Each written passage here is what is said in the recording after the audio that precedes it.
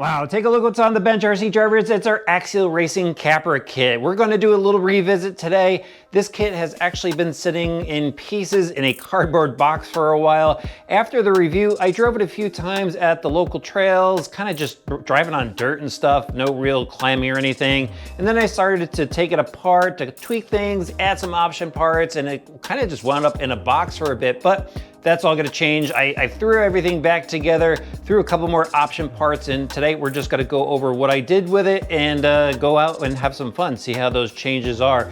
So as you can see, it kind of looks much similar to what I had before. I've still got the Hyrax tires on there. I haven't changed anything with the body or cage or anything like that. But let's start off in the front here with some of the changes that I did make.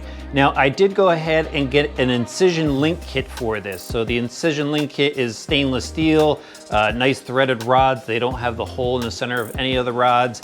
And the upper links are actually a little bit shorter than the stock links, which allows you to give the front a little bit more caster if you want to. So that's what I did. I tightened down the links just enough to give it a little bit more caster, still keep my pinion angle where I wanted it to be. But the link kit is really nice. It just takes like a half hour to install. So, you know, if you want a little bit more caster in the front of your rig, you might want to consider that link set from Incision. And also on the front axle, I have a Vanquish servo mount. While I was shopping over at Vanquish Products, saw that they had a servo mount for the Capra. The stock one is plastic, so I went and swapped that out as well.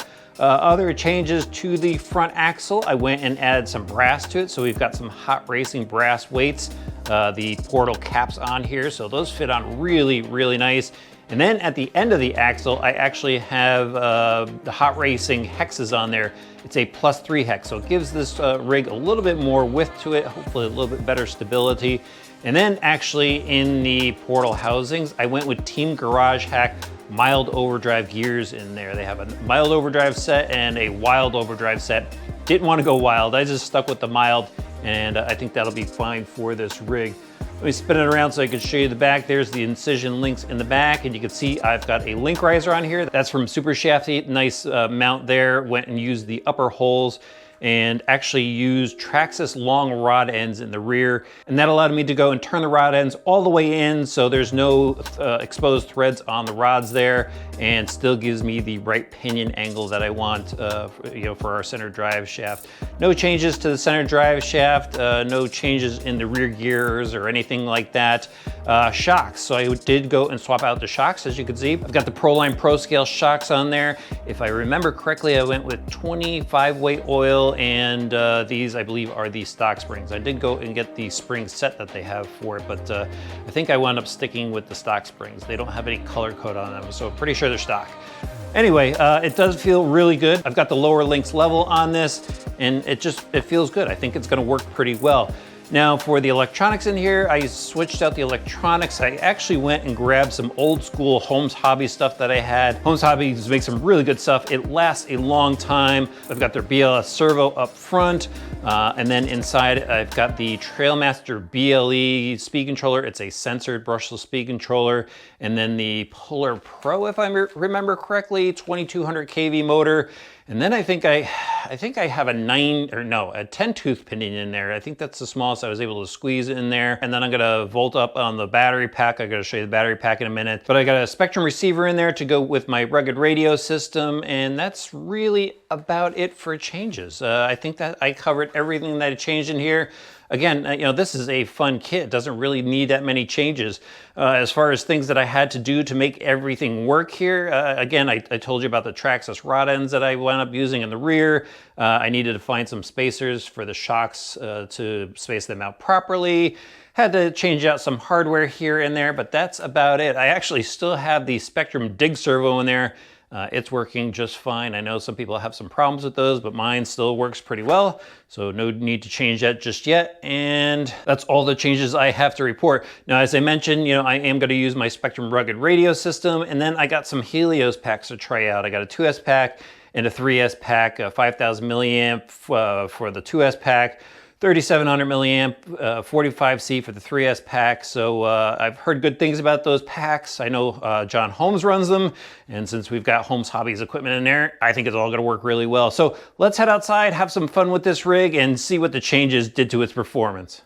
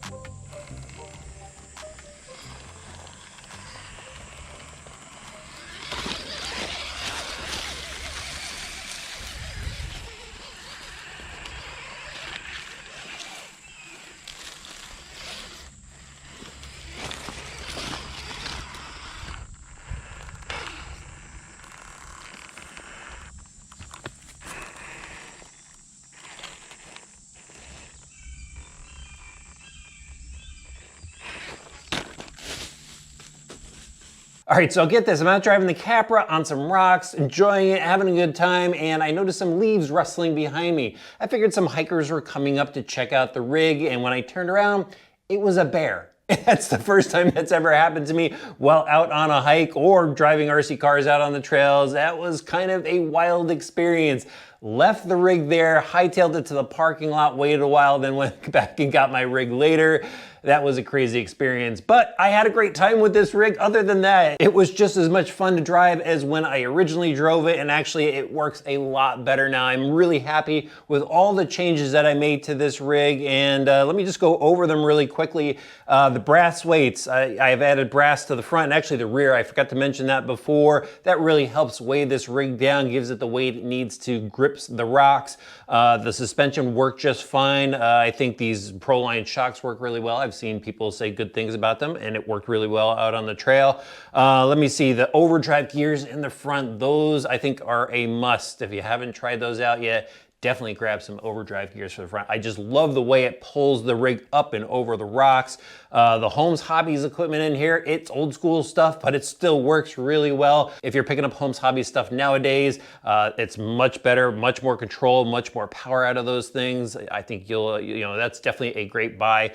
The rear link riser, I think that worked really well. And here's why I think this whole setup worked really well. There is a really, really steep rock at that park that I've always wanted to climb a crawler with, and I was finally able to do it with this rig. And man, it was just so cool to watch this thing just go right up that rock. Even there was moss on the rock and it still climbed it. The Hyrax tires work really well. There's plenty of power from the Helios pack. I just really enjoyed this Capra rig. It's so much fun to drive, and I don't know why I had it in a box for so long. I'm gonna definitely head out for some more fun with it soon. But yeah, I think all the changes I made were great. I wouldn't steer you away from anything that I chose here if you are considering similar parts. And the Capra, it's just a fun kit overall. All right, hope you guys enjoyed this revisit of the Capra. Head up your local hobby shop if you want to grab some parts, or if you are an online shopper, I'll have some links in the description below. While you're there, please hit that subscribe button and the notifications bell. Throw the video a like, leave a comment in the comment section below, and we'll see you back soon for some more RC Driver videos.